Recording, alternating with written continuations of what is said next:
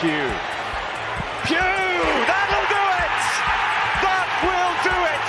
Pugh for Bournemouth!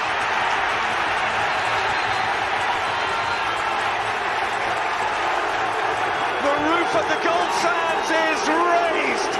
Everyone here knows what that could mean to this football. Hello Cherries fans, it's the video we didn't really want to do, but we knew at some point we would have to. My name is Sam Davis. And I'm Morgan Scott.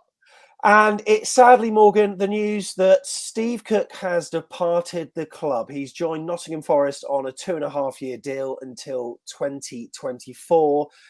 Age 30, he's one of the Cherries' longest serving players and made over 400 appearances for the club. Sad, sad news. And in this video, we're going to give Bournemouth fans who know this already, but also Forest fans who might be watching, 10 reasons about why Steve Cook is an absolute legend. And he is a legend, isn't he, Morgan, eh?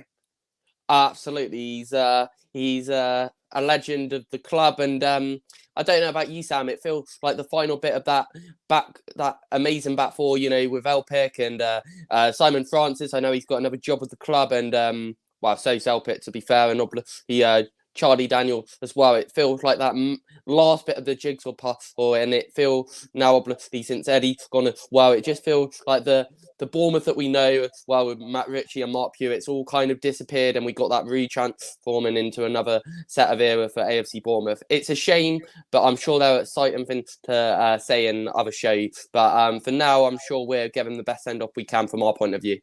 Yeah, exactly. So this was the announcement he put on his social media after days of thinking what to write on here. I'm still struggling to sum up the last 10 years I've had at the club.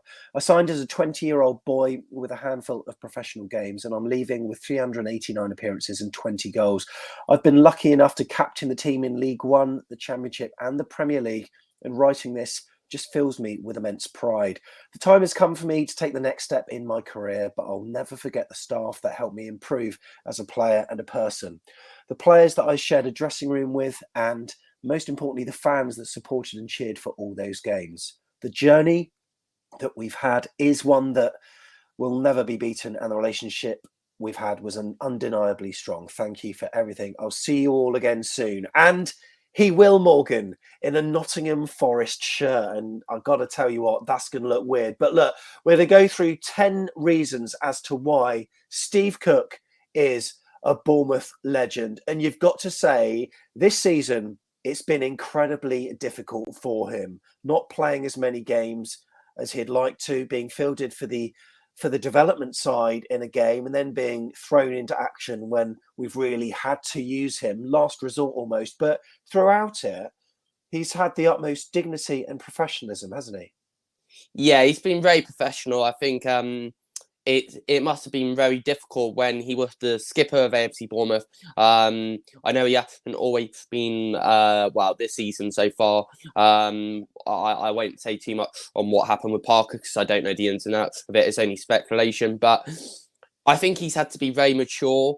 I don't know if you listened to it, Sam, but he did the official AFC Bournemouth podcast not a couple of weeks ago. I thought he spoke very well. He always has done. I actually listened to it on that massive trip up to Middlesbrough, and it was a good 90 minutes, actually. It was really, he spoke about how it's been a bit, how his children have found it a bit odd, not watching their dad go down to watch the game at Dean Court. Obviously, with COVID, it's been very difficult, but he's been a very, very professional, and I'm sure we'll come on to it later in the show, but there was a Friday night where he put in an amazing performance as well, didn't he? Oh, absolutely. I can't wait. And look, he's a guy that you've met before as well. Look at you two there. You're actually taller than him, Morgan. I never thought that I would think that. But if you meet Morgan Scott in the flesh, you'll know just what a friendly giant he is. And we've got another photo that we're going to show later on in the show. And I just want to underline what Morgan said there. I mean, he hasn't complained. He's always turned up to training. He's trained hard. He's never really let anything on Twitter. He's had a lot of comments with fans that have been maybe saying, why is he not in the team? And he's not liked those tweets like some players who might be a bit sort of catty might want to do. He's just stayed solid as a rock. And I've got to say, Forest are signing a player that is both professional on and off the pitch. We've got to say, on the pitch, ridiculous. Fulham was just an example this season of what on earth that guy can do, Morgan. And I mean, what a performance that was, eh?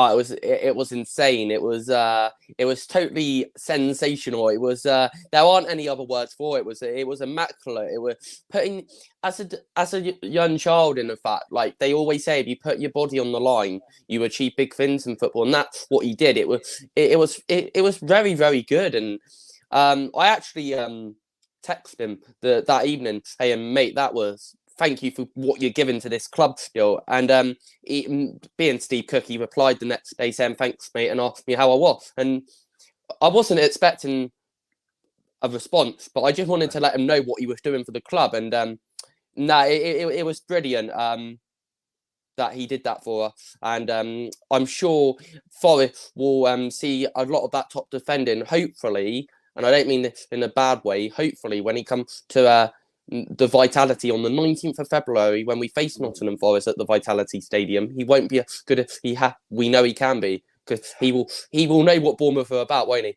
Yeah, that's right. And look, he is a player that will absolutely chuck his body on the line, as we can see. But you know what? That's doing a big disservice to his game, really, because we know he's good on the ball. He pops up and scores goals. He can find a pass from 40 yards. He's a very versatile player. So later on in the show, I'm sure we'll talk about the technical quality that Cookie will be able to bring the tricky trees this season. As look, they're doing better and they're pushing for playoffs. Who knows where they can finish? And with that experience of someone that's got promoted, maybe this could be actually more of an astute signing than we already think it is. So the party played in that Liverpool 4-3, mate. My goodness. Liverpool were 2-0 up. I think we had a penalty. Callum Wilson took it to bring it back to 2-1. Emre Can scored in front of the Ted Mack to make it 3-1. A certain wee man comes on, helps to change the game, wins a penalty. In fact, no, he didn't score first. I can't remember who scored first. But anyway, then 3-3, mate. And that was when a cross was put in from Fraser to Steve Cook. One touch, bang, in the back of the net. And then also he was instrumental in that goal to make it 4-3 as well, by firing in the cross that Karius could only parry, only for Nathan Ake. When you're looking for individual moments, it's not only those situations at the back like we saw this season against Fulham, it's also the goals that he scored as well, isn't it? Absolutely. It was a brilliant finish, if I remember rightly, and as you alluded to set up Nathan Ake as well. That was brilliant, and it was probably go down in one of the highlights. There's been other highlights, of course, there has, but I think that was the first time that we beat Liverpool, wasn't it? Especially, I don't think we ever beat them at Anfield, but at home, that was the first time. So it was really special, and you saw the scenes at the end. They were all really pumped up and excited, and of course they were. And to be honest with you, it just kind of sums up what the club's about.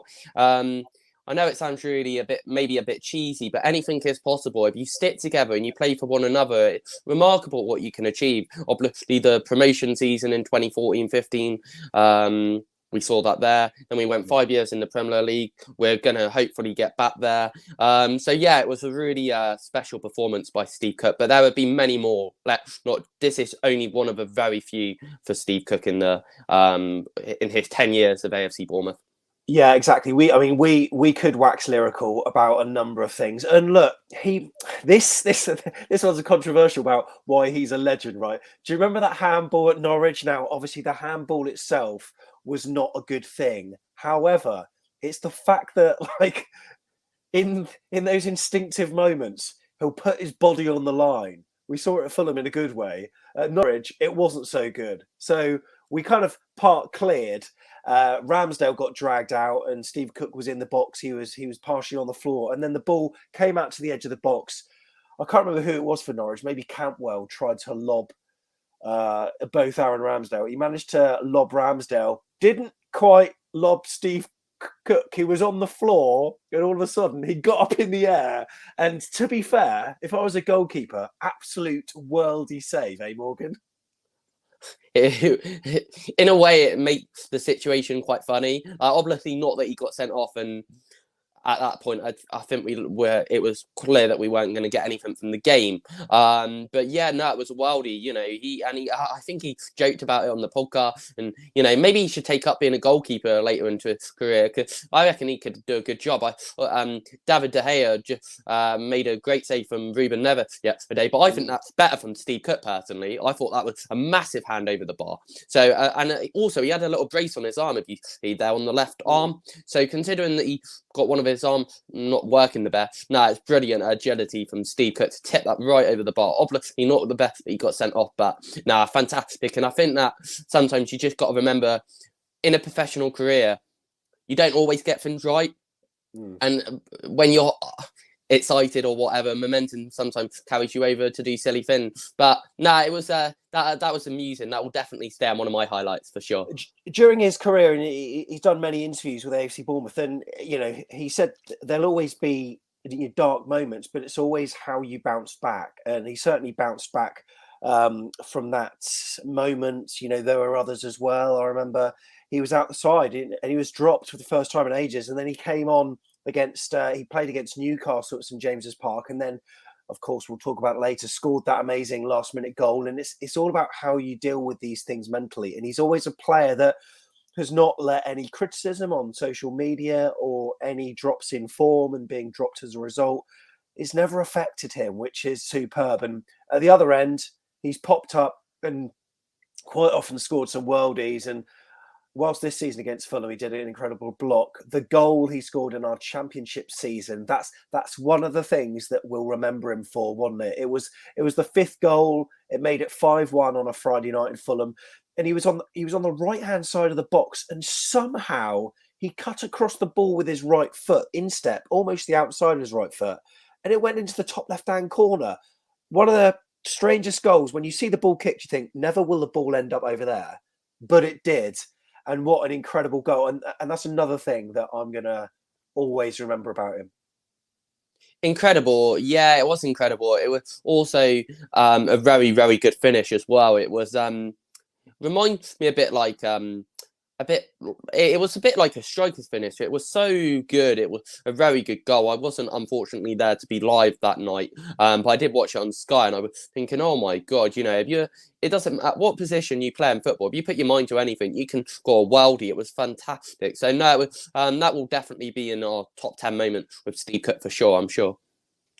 Absolutely. And look, he's a guy that shows a lot of character on and off the pitch, and he's got a work hard character, but also he's got a fun side as well. And you can see when they did the AFC Bournemouth videos behind the scenes, he's always a character in training. And you yourself, Morgan, was very fortunate to have a phone call from him when the club were doing their lockdown phone calls. Is that right?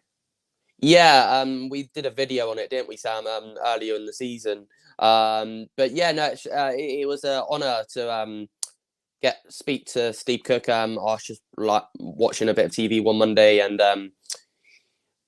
or Tuesday or whatever day it was, and yeah, it was a bit weird because I just thought it was bank or some, I don't know, just some random number saying, "Oh, do you want to buy something, Morgan?" And I'd be like, "No, thank you." And no, and he was in his car on the way to training. I don't know if he put AirPods in during the conversation, because he's walking in and he was talking about some boots, and he's like, "Oh, I'm still here. Sorry, I'm not being rude." I'm like, "No, it's fine." And then he said, "I'm really sorry, mate. I'd love to carry on talking to you, but I'm going to go and see JT." And I felt really honoured that he was just spoke to Morgan Scott before he went or the manager of AFC Bournemouth at the time, Jason Tyndall. And it was the game. I think it was. It was an FA Cup game. I can't remember what one exactly, but it was an FA Cup game. And he had, I said, "Oh, are you starting?" And he goes, No. And we had a little chat. And I said, "Oh, do you reckon you start? What are you going to do this afternoon? It's an evening kickoff." And I'll go home, have a little nap if the kids let me, and all that. And no, but it was really good. And I exchanged a few messages with him a few times in that call. And no, he's a top bloke. He always asks how you are. And I'm sure Nottingham Forest, considering the pandemic or whatever, they ever need any help with anything at all, and people might want to chat or call if they're struggling, then he will be in touch, because he's such a lovely guy, and we've seen that a number of times. Not just when myself, it's been on social media throughout the last few months. He's always been, if anyone's struggling, let me know and I'll see what I can do to help you. So no, he's a top bloke. And you know what? His hair has always been a talking point, not least on this occasion where he turned up to training with like bleached blonde hair. And you know what? That's one of the things that I'll always remember him for. Like, we're all excited about sort of new season campaign, and then just who's that new player? Have we signed some Argentinian wonder kid? I mean, he's doing Johan Cruyff turns, he's doing stepovers, and then the camera pans round. It's actually Steve Cook and Julius Stanislas there taking the pee somewhat. But yeah, he is a bit of a character. Sometimes he looks understated, but actually he's got a heart of gold. And what a superb player, who, Morgan, has scored a stunning repertoire of goals, hasn't he? It's not just the Fulham one. Do you remember that little cheeky flick against Aston Villa, the corner that was put in by Francis, and then Ritchie combined, and then Frano fired it across at Villa Park, and he just kind of let it go between his legs, and has that little flick. Loads of moments like that. Yeah, exactly. And also one that I think that we should point out is that 90th minute one at Newcastle, Sam, when we were in the blue kit. And that was that one that you were alluding to about Villa, and the one against Newcastle. I actually found that photo and put that on one of my summary tweets to wish T Cook actually got there to wish him well, with the two photos you shown in the show with me and him as well, just to wish him all the best. And that goal, the way he gets up, I don't know who that Newcastle defender, but it's a great finish. Yeah, I think that's Jose Perez, but certainly was. And yeah, I mean, just in front of the Bournemouth fans as well, under the Bournemouth fans, we've got to say, because obviously that we were a long, long way above, where the players were, but he was, pointing up to the gods. And you know what, there are so many moments like that, so many incredible goals. I remember the equalising 2-2 header against Brighton that was fairly good. Who can forget his overhead kick against Ipswich Town away? That was unbelievable. I mean, some of the techers that he's got on that. And, you talk about the Newcastle last-minute winner. Of course, the Southampton goal at home. We won 2-0 against Saints in our first ever win over Saints in the top flight for, goodness knows how many years. Well, obviously in the top flight, but that was the goal that set us on our way to a 2-0 home victory. Absolute superb. And you know what? We missed that from our central defenders, don't we? We really missed that. And speaking of central defenders, mate, not just with Tommy, the partnership that he had with Tommy Elphick, with Charlie Daniels, with Frano, that Fab Four, I don't think ever can be replicated. But, specifically, he had such a superb relationship with Tommy Elphick, didn't he? Yeah, it was a really key partnership with him and Elphick, especially when we were, for the first time in English football, for the first time in history that we were going to the top flight of English football. That was the achievement. I think we did very, very well to get it. That's actually interesting. You just put that on screen, Sam. Someone tweeted that yesterday, and now that, as I said earlier in the show, it just feels like that now Cook, Charlie, Francis and Elphick, I know they're still part of AFC Bournemouth in a different role, but now they're not in that dressing room. It just feels a little bit weird. A little bit, and I still I saw a picture, with me and Eddie earlier today, and I'm thinking it's still a bit odd. Like, I'm sad, still it is sad. Not because I don't like Parker. I like his cardigans. I like his personality in one way.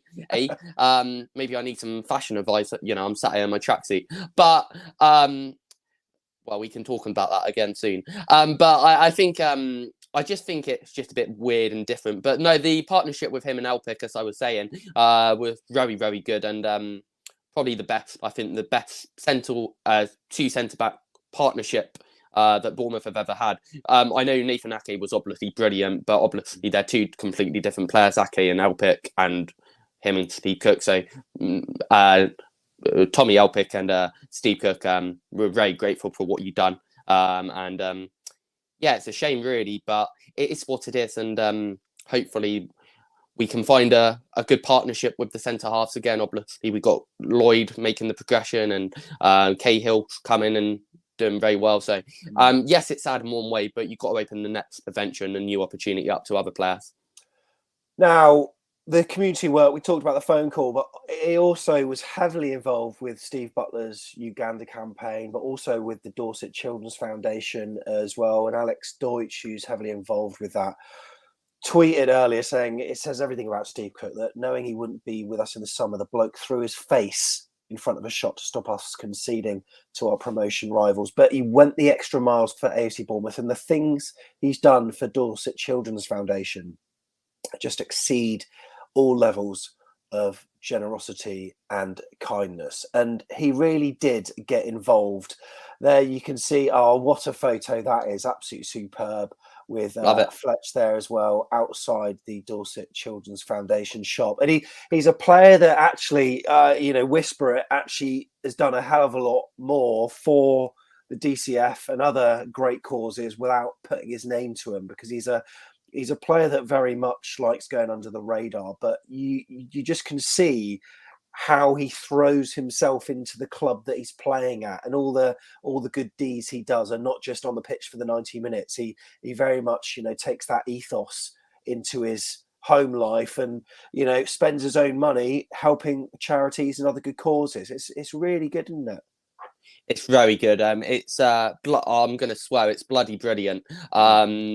It's really, really, I want to be quite passionate with this answer, because it is really, and it's not, I'm not trying to big him up, but he's actually a legend, and a true legend. I've got the most up respect for him. I wish him totally well in his next opportunity at Forest, and whatever he does in the future with whatever he goes on to do next, because he actually say, Sam, he's very, very good at what he's done. He got him off in touch with people, myself, Uganda and Cherries. I think he put on that Twitter a few weeks ago about some shirts that he needed from 2012. Oh yeah, that's right. Yeah, the match. And yeah, he said he'd give like 300. Didn't he say like he'd give 300-400 quid to charity just for finding maybe a few shirts that Cherry might have? Like, that's a remarkable gesture. He didn't have to do that. He could just be getting them for his collection. But no, he wanted to help a charity and make it worth people's time and people giving him stuff. He's such a lovely top bloke. I've got the most up respect for him. Yeah, and also, look, he just leads by example, doesn't he? And it's been superb that so many players have learned from him. Look, he joined the club at 20 years old. He had a loan spell beforehand, and on an interview, he tells you about the kind of lead up to signing for AFC Bournemouth permanently. But he's thrown himself into it, and just the way he puts his body on the line. In terms of his technical quality as a defender, he's good in the air. He's actually pacier than he looks. He manages to, distribute the ball well, will come up for a corner, will be dangerous in the air. I think he's, like very proficient with many aspects of his game. Look, we've seen some mistakes from him, but we saw a mistake from Lloyd Kelly in the last match. But he's a player whose mistakes are few and far between, yet he's an absolute rock. And when he's not there, you absolutely know it. He's going to be a great acquisition for Forest, isn't he? Yes, he is. I personally am glad he's got the opportunity, if I'm honest with you. Not to sound, I would love him to stay at AFC Bournemouth, but I think it's right for his career. I think he's a very, you saw at Fulham, another game, he's a top defender. He deserves an opportunity to play football week in, week out. I think he'd be brilliant. I hope he has. It will be lovely, I'm sure, for him and his family to come back down to the Vitality Stadium in a few weeks on the 19th. I'm sure I will. I don't know if I can talk for yourself, Sam, and other people, but I'm sure we'll wish him and stand up and give him a nice little cheer when he comes on, because I think he deserves it. I don't know if he'll get a testimonial. I assume he will. He will do. He will do. Yeah.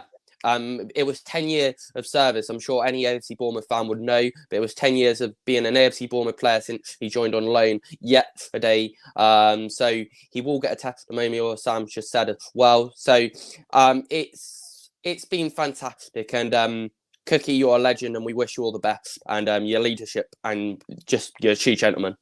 What are your Cookie memories? We've probably missed a load out. Put them in the comments below, because chances are at some point he's going to be watching this video and he'll want to read through the comments of all of your memories of Cookie. Look, we've just scratched the surface and we've just rushed through the 10 things that immediately pop into our head. We've probably missed out tons of them. Put them in the comments below because we would love to hear from them. You know the one regret, Morgan? The one regret I've got? Never had a song, mate. Never had a song. So if you're a Forest fan and you're part of the Forest Ultras, right, please make sure he's got a song.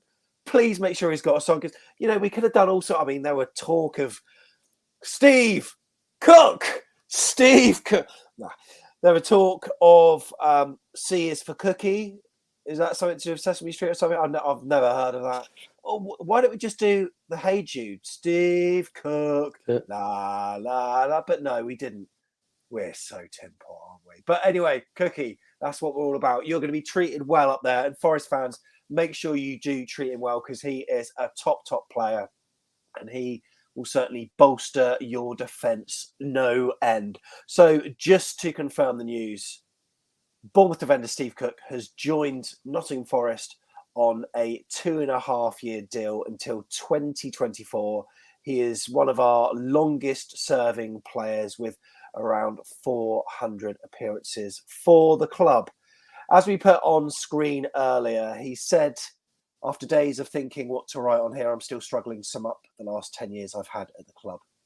At the end, he thanked a number of players, the staff, but also the fans, ending by saying, the journey that we have had is one that will never be beaten, and the relationship we had was undeniably strong. Thank you for everything. I will see you all again soon. And he certainly will. Cookie, you're a legend, mate. Thank you for everything. We do these shows only for top players that have left the club impromptu style like this. Thank you so much. Morgan, it's time to say goodbye from today. Thanks for your company. No worries at all. Thank you. And thank you very much, Steve Cook, for everything. Yeah, thanks, Cookie. And I'm sure you'll be joining us in the next video, won't you, mate? I'm sure I can be about. Oh, Cherries.